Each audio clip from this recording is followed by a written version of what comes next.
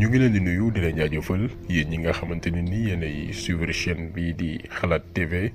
ñu leen di dalalaat ci seen nouvelle vidéo actualité oblige tey ñu leen di proposer ab analyse ab jàngat ci élection 24 février yu 2019 yi nga xamante ne nii weesu nañ ko Macky Sall comme ni ngeen ko xamee gagné élection yi ci 58,27%. topp ci Idrissa Seck bi am 20,50%. Ousmane Sonko am 15,67%. Issa Sall 4,07%. ak Madické Niang bi am 1,48%. li am ba am nag mooy Macky Sall gagné na élection yi mais ci vidéo bi dañ leen di wan naka la Macky Sall gagné élection présidentielle yi muy ndam boo xamante ne nii ab processus la boo xamante ne nii établir nañ ko depuis un certain temps muy doon ab analyse bu yaatu boo xamante ni di ngeen mën a am lu leer par rapport ak processus bi ak fi ñu nekk si tey. dinañ wax aussi ci yeneen candidats yi nekkoon ci opposition bi ku ci mel ni Idrissa Seck Ousmane Sonko El Hadji Sall Madické Niang lan moo nekkoon gàllankoor ci ñoom ci élection yi ñu weesu ak lan moo nekk seen ëllëgu politique seen avenir politique fi nga xamante ni nii mooy Sénégal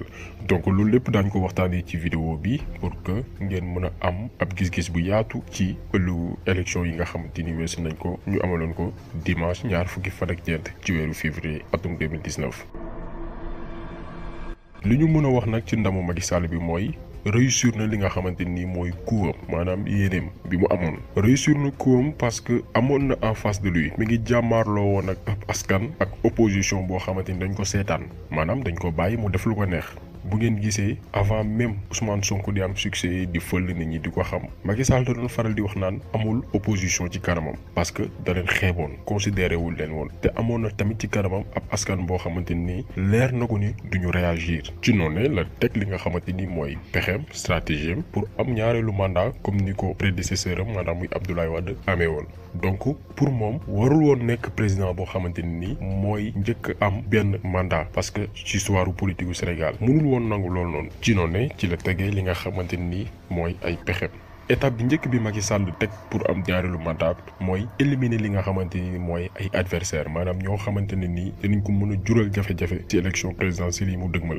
jamono jooju Karim Wade mi ngi commencé woon yàgg ci prison bi te demoon na même bay am yërmande yenn sénégalais yi parce que comme ni ñu koy waxee rek askanu Sénégal la ñu gaaw a fàtte parce que ñoom ñoo doon sàkku ngir ñu jàpp Karim Wade mais bi ñu ko jàppee ak processus bi ni mu guddee enquête beeg yooyu yëpp ñu commencé taay ne nañ ko bàyyi ñenn ñi sax demoon nañ ba naan mais bu fekkee gisatuñ dara nañ ko bàyyi noppal nit ñi donc dossier wu Karim Wade nekkoon na benn cas boo xamante ne ni dafa sérieux woon pour Macky Sall et il fallait que mu tàqalikoog dossier boobu noonu lu mu gën a gaawee parce que bis bu yàlla sàkk Karim Wade lañ doon wax am Karim Wade jàppal Karim Wade ba sax far fàtte moom Macky Sall projet yi nga xamante ni moom bëggoon na ko nas maanaam kenn du gis dara lu dul Karim Wade moo xam ci média yi moo xam ci bërëbu waxtaanukaay fépp Karim Wade la ñuy wax donc il fallait que mu négocier ak benn deal boo xamante ni gagnant-gagnant lay nekk moom ak famille Wade ci noonu la Macky Sall ak Abdoulaye Wade négocier libération Karim Wade ngir ñu génne ko ci kaso bi mais ak benn condition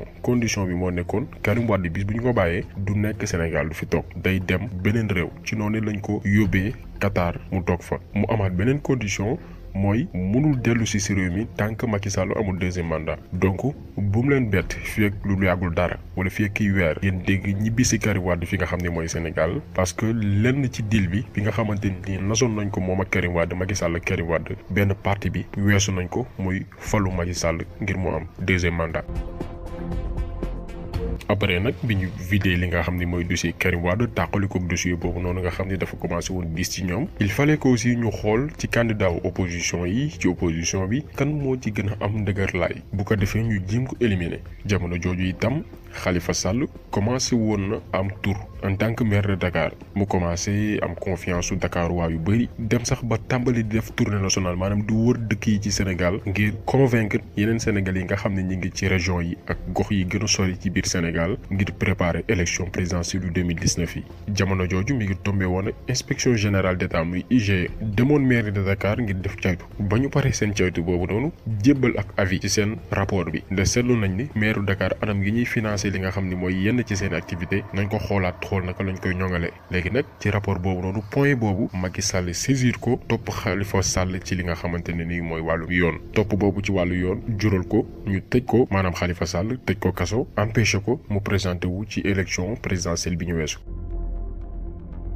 mais processus élimination candidat yi maanaam écarter ay candidats warul woon yam rek ci li nga xamante ni mooy wàllum yoon maanaam di tëj nit ñi kaso ak di leen génnee réew mi mais dañuy wutaat beneen moyen boo xamante ni dina tax ñu écarter ay adversaires te lépp ñu jaarale ko ci yoon. ci élection législative yi ñu weesu Macky Sall ngémb ay politiciens ngir ñu présenté wu li mu ci jublu woon mooy créer désordre maanaam indi jeexi jaaxa créer coow élection yi désordonné wu te loolu moo am loolu tax élection législative yi weesu ñu am lu ëpp ñeent fukki liste ay nit yoo xamante ni kenn xamul fu ñu jógee après élection yi ñoom waa Macky Sall ñu ne mbir yu ni mel warul amaat alors que ñoom ñoo créé woon désordre boobu ñoom ñoo ngémb ay nit ngir ñu dem présenté wu la preuve élection présidentielle yi ñu bëri ñi présenté wu ci législative yi Benno Bokk Yaakaar la ñu mujj dem jàppale ji c'est-à-dire que dil la woon bu ñu préparé woon maanaam ay nit yu yéeme la ñu garaaw ci li nga xamante ni mooy manipulation maanaam jouer ci xelu nit ñi. ci noonu la ñu dugal loi wu parrainage assemblée nationale maanaam képp kuy candidat bëgg a présenté wu ci élection présidentielle fii ci Sénégal il faut que population sénégalaise bi parrainé la loi boobee may Macky Sall jàmmarloog ñeenti candidat képp ci élection présidentielle bi ñu weesu. loi wu parrainage bi moyen la woon aussi pour nguur gi fi ne xam ñan ñooy votel ñan maanaam ci candidat yi ne ci opposition bi waxoon naa ko ci benn ci vidéo yi nga xamante ni defoon nañ ko loolu tax bisu élection yi wala avant même bisu élection yi ñu déplacer ay électeurs ñi ñu yóbbu leen ci yeneen bërëb yoo xamante ni fa lañ war a voter pour décourager leen ñeneen ñi ñu génne leen ci fichier électoral bi ba bu ñu yegsee ci centre bi wala seen bureau de vote ñu ne leen seen tour newu ci liste bi empêcher leen ñu matal li nga xamante ni mooy seen devoir civique muy voter loolu itam am na carte biométrique yi bi nga xamante ni dañu defoon sabotage bu jégg dayoo rawatina électorat jeunes yi maanaam jeunes yi nga xamante ni ñoo war a voté xam nañ ni lu ëpp ci ndaw yi Sénégal yi ànduñoo ak ñoom ñu créé ay sabotage ak carte biométrique yi ba tax tey ñu bëri ñu am ay njuumte ñuy def seen carte d'identité ba élection yi passé voté wuñ parce que élection yi passé am na ay junni Sénégalais yu jotul voté ndax problème bu carte électeur déplacement ak lan ñëw di voté ñu ne la sa tur newul ci liste bi. élection législative yi ñu weesu tamit may na leen ñu xam carte électorale bi maanaam bërëb wala dëkk yi nga xamante ne nii amuñu fa doole lool maanaam da leen fay gagné léegi ci dëkk yooyu ñu fexe ba empêcher lu bëri ci population bi bañ a voté bu ko defee même bu fekkee ne dañuy ñàkk ci dëkk yooyee mun nañ jël exemple Touba wala yeneen dëkk donc dëkk yooyu nga xam ne ni dañ fay ñàkk ñu fexe ba écart bi du rëy maanaam même bu ñu fay ñàkk ay 2000 voix lay nekk wala ay 3000 voix bu ko defee score yi nga xam ne moom la ñuy am ci dëkk yi nga xam ne am nañu fa doole par exemple comme Matam bi nga xam ne dañuy voteloo sax ay mineurs di leen wutal ay quarante ngir ñu voté bu ko defee écart boobu noonu day rëy de telle sorte que day muur défaite bi nga xam ne am nañ ko ci yeneen dëkk yi maanaam mbir bu yéeme moo xew avant élection yi donc ñuy wax hold-up électoral maanaam dañu sàcc élection yi amuñu tort wax nañ dëgg effectivement parce que lépp dañ ko planifier ak stratégie yoo xamante ne nii maanaam sàcc goo xamante ne nii ci wàllum yoon mënoo ko weddi mënoo ko dindi parce que lépp dañ koy def nag mais jaarale ko ci yoon maanaam sàcc bu yanu maanaa moo tax Macky Sall malgré jafe-jafe yi am ci réew mi ak mer yi yenn sénégalais yi mer Macky Sall boo ko gisee chaque jour dafa am confiance dafa gëm boppam day ndamu day dégager benn assurance boo xamante nii da ngay posé wu la question kii lu tax mu am yaakaar lu tax mu wóolu boppam nii parce que lépp planifié woon na ko toog nag di xaar ba su élection yi mu yeggali li mu nasoon. donc lii lépp boo ko dajalee moo may Macky Sall moo tax mu réaliser hold-up électoral bi te en plus li mu nasoon lépp li tax mu réaliser ko lu tax mu am ci résultat yi nga xamante ni moom la ci jublu woon mooy dafa jàmmaarloo woon ak ab opposition boo xamante ni dañu toog di seetaan te itam ñenn si ñoom askan wi wóolootuñ leen parce que ñu ci bëri ñoo nekkoon ci nguur gi fi newoon ak tamit population boo xamante ne nii dañu toog di seetaan ñoom it duñu wax seen wax amaana seen kër la yam ci grand place yi la yam ci bërëb yi ñu liggéeyee la yam mais bu bésu wanee seen naqar jot duñ ko wane duñ ko fësal te loolu aussi mun nañ comprendre yenn Sénégalais yi parce que après événement wu 2012 yi avec nit ñi ci dee ci jamonoy Ablaye Wade ak Sénégalais yi nga xamante ne nii tëj nañ leen kaso génnuñ Sénégalais yu ci bëri dañ ne ñoom dootuñu wàccati ci tali bi di marche wala di kaas parce que boo deewee wala ñu tëj la kaso yaa ñàkk sa bakkan donc ku ci ne da nga naan jaruluma ko donc Macky Sall amoon na possibilité def lu ko neex parce que xam na ni population bi mu jàmmaar lool duñu réagir duñu fippu parce que ku ci nekk am nga réserve yaa ngi sóoraale sa bopp donc amul woon benn rapport de force maanaam amul woon lu ko mën a empêcher ngir mu réaliser li mu bëgg moom moo toog dicter ay loi imposer ko nit ñi mu jàll kenn waxul ñëpp toog ne pat mais mu réaliser li bëgg facilement preuve bi mooy bi mu amee ay manifestation pour xeex loi bi di parrainage ak Macky Sall bi mu ne renoncé tul 5 ans yi 7 ans lay def léegi bi mu amee ay manifestation am ay marches yi tout ñëpp dañu toog seen kër yi toog seen salon yi comme si que amul dara lu garaaw alors que li fi xewoon jamono jooju lu garaaw la mais sénégalais yi dañu toog yi seetaan yenn mouvement yi nga xamante ni bis bu nekk ñu saaga leen yàq leen lu mel ni xeme comme Y'en a marre ak yenn ci membre société civile yi ak yenn ci ndaw yi ñoo nekkoon ci mbedd mi di xeex jàmmaarloog Macky Sall ak yéene yi nga xamante ni bëggoon na ko nas donc am na ñu bëri tamit ñu fi toog tey di wax ay waxi sàcc nañ élection yi di wax lu ne mais jamono yi Macky Sall doon préparé sàcc gi bi mu doon violer constitution bi di ko caxat-caxatee mais bi askan wi wootee kenn wuyu siwul ku nekk da nga toog jàpp sa ñàmbur comme si que réew mi concerné wu la donc responsabilité bi buñ ko jiñ rek Macky Sall ku ci nekk jàppal ni yow tamit am nga ci part de responsabilité parce que saa yu askan wi soxlaa ku ci nekk sa bopp kese moo la ñor ku nekk sa bopp la ñor comme kenn ci leader politique yi ne ci Sénégal muy Abdoulaye Wade bi nga xamante ni jamono gi Macky Sall di waajal di nas ay pexem yépp mi ngi woon bitim réew toog fa di dox ci ay mbiram gannaaw ba mu defee ak dilam ak Macky Sall Abdoulaye Wade musul am dëgg ci sénégalais yi parce que après élection yi bi Macky Sall gagné ñu ci bëri dañu commencé di wax naa ne waaye Abdoulaye Wade am na dëgg ci sénégalais yi mais Abdoulaye Wade musul am dëgg ci sénégalais yi parce que bi Macky Sall di préparer lépp mi ngi fi toog gis ko te musul participer ci marche wala manifestation ñeel li fi Macky Sall bëggoon def yépp législative yu weesu bi opposition bi bëggoon def coalition pour am majorité assemblée nationale moom moo opposé woon ne Omar Sarr bu nangu Khalifa Sall nekk tête de liste Omar Sarr ñëw posé wu ne mooy nekk tête de liste coalition bi tas te coalition boobu noonu buñ ko mainteniroon tey assemblée nationale opposition bi moo fay am majorité parce que élection législative raw gàddu la loolu lépp li mu ci jublu woon mooy yàq coalition wu opposition bi pour may Macky Sall am majorité assemblée nationale ngir mën a yeggali yéeneem lan moo tax ñuy wax Abdoulaye Wade lu tax ñuy insister ci moom parce que dafa bokk ci acteurs yi nga xamante nii ñoo yombal Macky Sall li nga xamante ni mooy victoire am dafa lànk ni du soutenir benn candidat ci opposition bi pour wàññi li nga xamante ni mooy seeni voix seen doole woo ay militants am ne leen bu kenn voté ji mais yamu ci Abdoulaye Wade dafa jéem a discrédité maanaam yàq deru ñenn ci opposition bi loolu dinañ ci ñëw après dinañ ko développer lépp ndax ran pour Macky Sall ak lan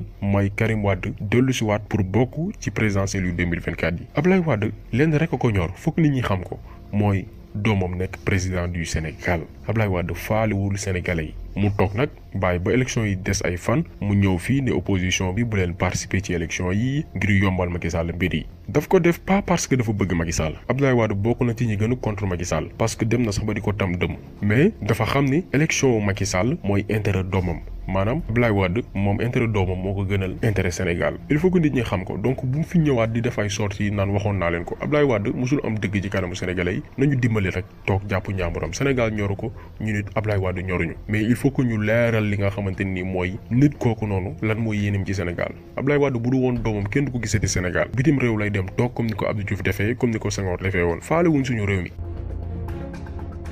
donc lii la nit ñi waroon comprendre ci élection yi nga xamante ni weesu nañ ko élection Macky Sall ab processus la bu gudd boo xamante ni dañ ko waajal nas ko tëgg ay pexe jaarale ko ci élimination yenn candidats yi jaarale ko ci tugal loi bii di parrainage jaarale ko ci carte biométrique yi ñu créé pour éliminer ay jeunes ci fichier électoral bi créer ci yenn dëkk yi nga xamante am nañ fa doole ñu créer fa ay mineurs ay carte d'identité manipuler fichier électoral bi ak lan ndimbalu Abdoulaye Wade bi nga xamante ni falum ñenn ci candidat ci opposition bi du arrangé ki nga xamante ni mooy doomam lii koto la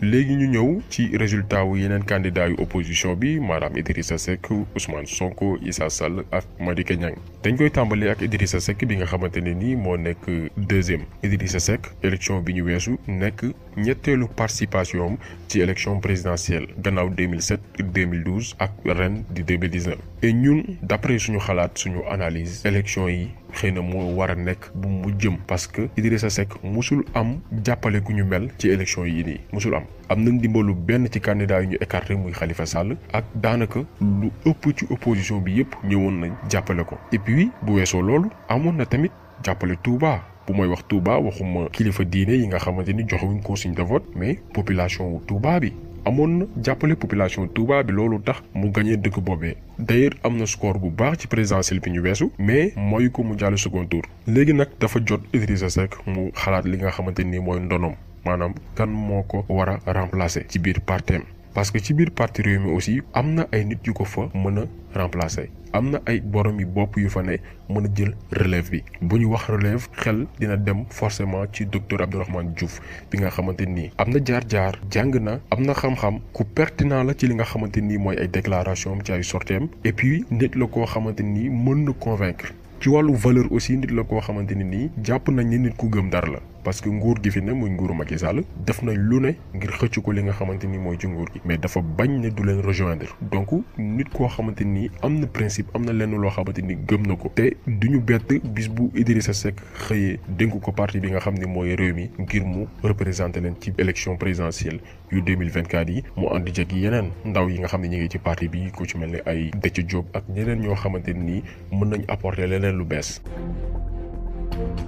beneen candidat itam def impression bu jéggi dayoo boo xamante ni tamit dina bokk ci candidat yoo xamante ni kenn du leen laam-laamee ci élection yu 2024 yi mooy Ousmane Sonko. contrairement ak ñenn ñi far ci moom maanaam découragé am déception gannaaw élection yi ñu weesu ñun li ñu concerné jàpp nañ ni Ousmane Sonko bokk na ci ñu am ndam ci élection yi nga xam ne weesu nañ ko donte gañewul lan moo tax ndam parce que Ousmane Sonko dafa am benn entrée politique maanaam dafa dugg ci politique ci dugg boo xamante ni musuñu ko gis ci histoire politique Sénégal tey buñ doon bindaat histoire politique Sénégal Ousmane Sonko dina ci am ay page yu bëri yu ñu ko jagleel parce que dafa ñëw ci jamono joo xamante ni ndaw ñi dañu découragé ci politique amatuñu woon yaakaar ci homme politique yi nga xamante ni ñu ci bëri ñoo fi ni depuis jamonoy maam te mosuñu fi def dara nag léegi nag mu ñëw ak benn discours bu bees benn discours boo xamante ni jeunes yi moom lañ doon xaar moom lañ bëggoon dégg parce que ñoom ci Thomas Sankara lañ doon roy ay ñoom Kwame Nkrumah ay révolutionnaire Ousmane Sonko bi mu ñëwee dafa ne man duma socialiste duma libéral duma communiste duma nihiliste parce que ay idéologie la ay gis-gis yoo xamante ni la bitim réew la ñu jógee mu ne man damay fondé wu ci valeurs yi nga xam ne suñu réew mi moom la am ngir créer benn modèle de développement boo xamante ne nii day ndiroog ñun suñu askan ni mu bindoo te leneen li gën a yéeme ci Ousmane Sonko mooy bi mu duggee ci politique ak fi mu toll tey dayoom maanaam popularité maanaam mbooloo mi ko topp day gën di bari ci ay weer ci ay at day yokku boo xamante ni dafa jéggi dayoo exemple rek la leen di jox ci élection législative yi weesu Ousmane Sonko 37000 voix kese la am maanaam fanweer ak juróom-ñaari junni xob la am mais ci élection présidentielle yi Ousmane Sonko am juróom benn téeméer ak juróom-ñetti fukk ak juróom-ñaari junni voix mu nekk évolution boo xamante ni musuñu ko gis ci homme politique gu sénégalais musul am te bu wëyee ci dynamique bi nga xamante ni moom la tàmbalee dina am ay yeneen nit yoo xamante ni dinañ ko rejoindre te dinañ gëm politique bi nga xamante ni bëgg na ko fi teg benn erreur la def Ousmane Sonko ci élection yi nga xam ne nii moom la ñu weesu mooy le fait que mu arrêté campagne am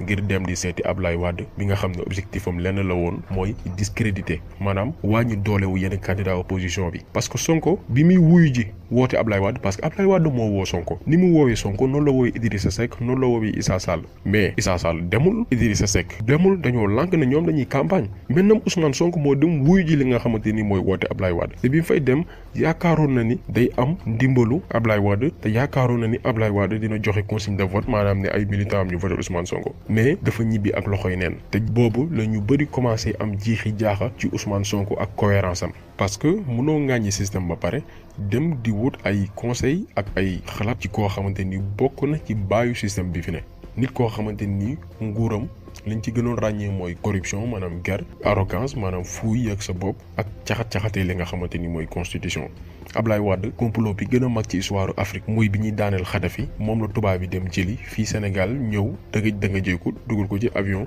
yóbbu ko ngir mu toroxal Kadhafi complot boobu noonu Ablaye Wade ci acteurs yi la bokk donc tey kooku mënoo dem ne da ngay wut ci moom conseil arrêter sa campagne électorale d'après discours yi nga tenir yëpp dem di ko seeti ngir mu jox la ay conseils te loolu noonu ñu bëri taxawoon na ñu commencé woon tiit am ay jeexi jaaxa ci ki nga xamante ni mooy Ousmane Sonko donc yaakaar nañ ni benn expérience la boo xamante ni jàngal na ko erreur la boo xamante ni jàpp nañu dootu ko defati parce que 5 ans yii di ñëw nguur gi fi ne na ko leer ne du ko may dara te il a intérêt mu conserver nit ñi nga xam ne nii gëm nañ ko fexe ba téye leen maintenir leen essayer tamit convaincre yeneen sénégalais rawatina ñi nga xam ne ñoo gën a féete mag bu fekkee ne réussir na loolu élection 2024 yi bokk na ci ñi nga xam ne ñoo koy moom te itam mën na dégg 5e président du Sénégal ndax dynamique bi nga xamante ni moom la nekk.